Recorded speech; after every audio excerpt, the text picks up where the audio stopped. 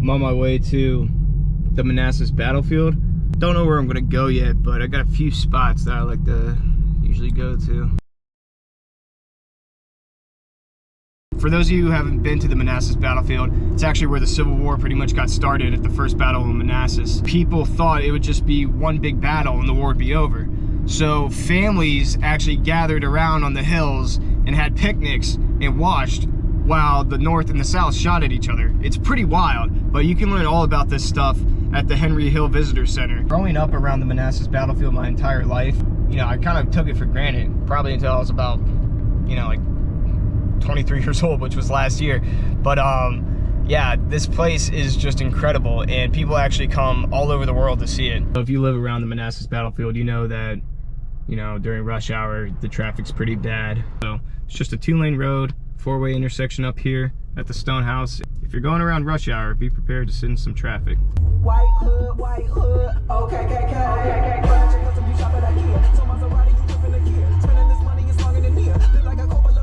If you come here in the summer, this parking lot will be packed.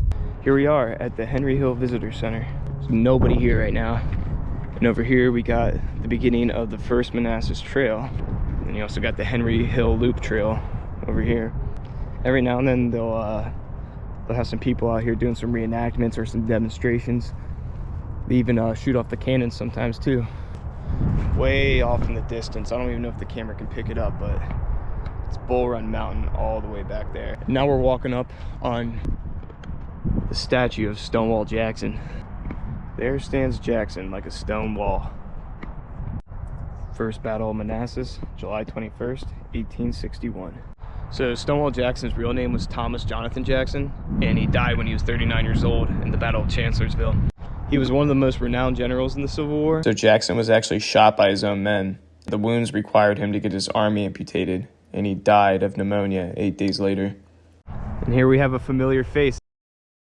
How's it going? I didn't even know he was coming here. I just ran into him. So I think this is the actual horse is the original statue, and then they put this huge granite slab under it in 1938. He was also a professor at VMI, and apparently the dude was a little bit crazy too. He'd suck on lemons. What did the lemons do? Acidic. Something. Kept him healthy. Yeah, so the guy was a nut job, but I guess if you were a general in the Civil War, you'd probably have to be a nut job. But not easy times back then. But yeah, was gonna go down to the Stone House. That's the old hospital. There's a well down there, and they said back during the Civil War, the well was just filled to the top with amputated body parts from the soldiers. And they were pretty much just tossing them out the front door and throwing them in the well. Pretty wild. Over there? Yeah, right over there at the Stone House. So speaking of wells and amputated limbs, this is Hazel Plain. A family used to live here, and they were farmers.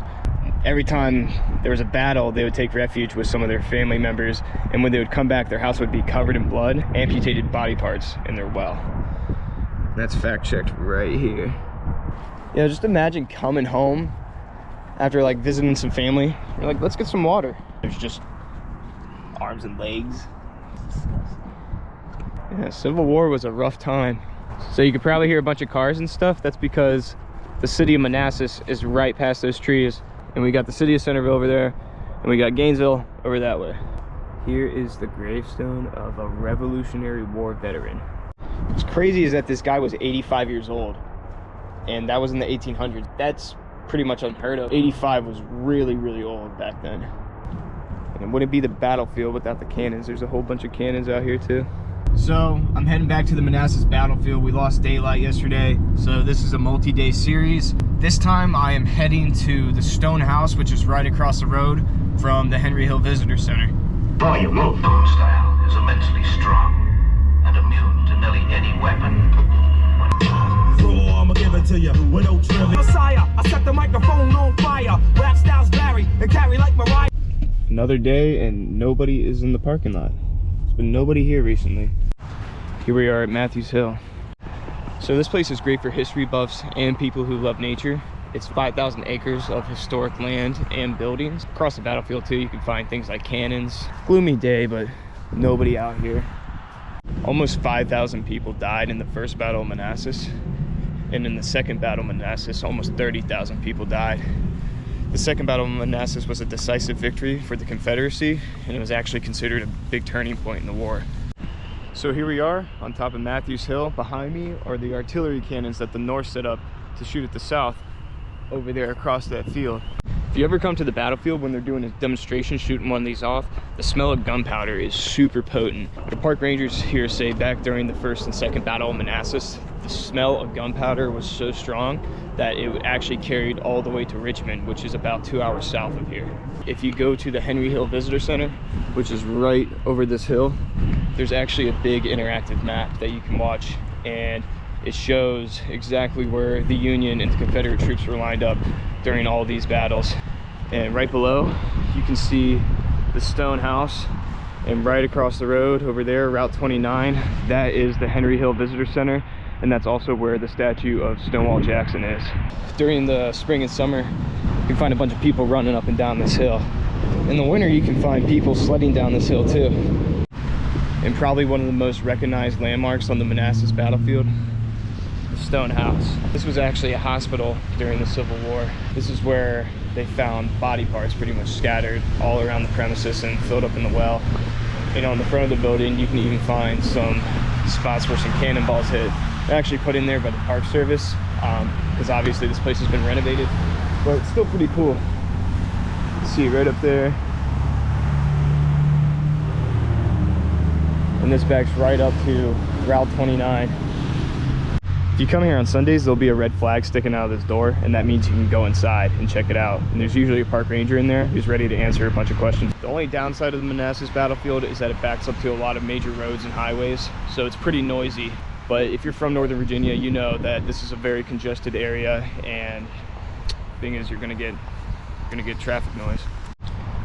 Right now, I'm looping around Buck Hill, and I'm gonna walk up the backside over here. I see something right over there in the woods, and I'm not sure what it is, so I'm gonna go check it out. It's pretty crazy because last year there's actually a ton of brush right here, and every couple of years they'll just come and level it all. Another thing to be aware of on the battlefield is that there's a lot of people who ride horses out here, and there's been a few times when I've had my AirPods in and I'll have no idea, and somebody will be trying to overtake me on a horse, and it scares the crap out of me. You know, it's always good to look over your shoulder every now and then. Speaking of horses, you can see where they bush hogged all that brush earlier this year. So the thing I was seeing appears to be a big black trash bag. So I'm gonna pick this thing up and get it out of here.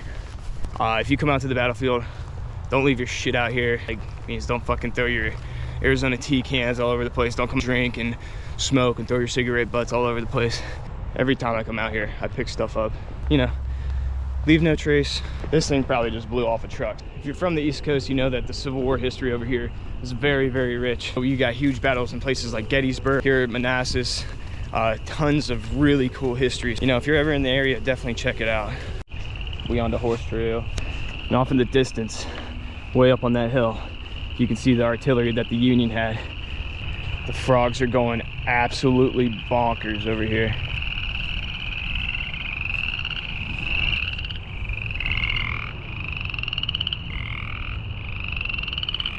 The sun's going down, so I'm making my way back to the car. But if you like this video, please like and subscribe, and stay tuned for more exciting outdoor content.